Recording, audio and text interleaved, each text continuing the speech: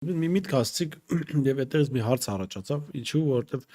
այս հարցը ձեզ կտամ որպես օբյեկտիվ կողմ, հա, որևէ կողմին չարող քաղաքական գործիչ եւ վերլուծաբան, հա, ընտրությունների մասնակցության գաղափարի մասին է։ Երկրորդ նախագահը հայտարարել էր, որ նու բոլոր սցենարների հետ համարժեք դիտարկում են այլ ընտրությունների մասնակցության։ Արդյոք քաղաքական դաշտի մի մասը արդեն երրորդ նախագահային հարող, այսպես քննադատաբար էին վերաբերում ընտրություններին մասնակցության հարցը։ Ընդհանրապես, նո ասում են Նիկոլ Փաշինյանը չի կարելի ընտրության մասնակցել։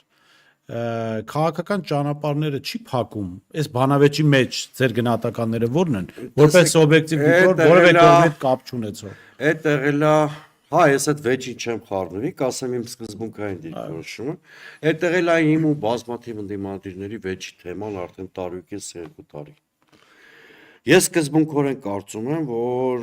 ընտրական ճանապարհը ամենալավն է փոփոխություններ բերելու, որովհետև դու գիտակցաբար հասարակության ուղեղներին հասցնում ես փոփոխության անհրաժեշտությունը եւ միանգամայն հնարավոր եմ համարում հենց ընտրությունների ճանապարհով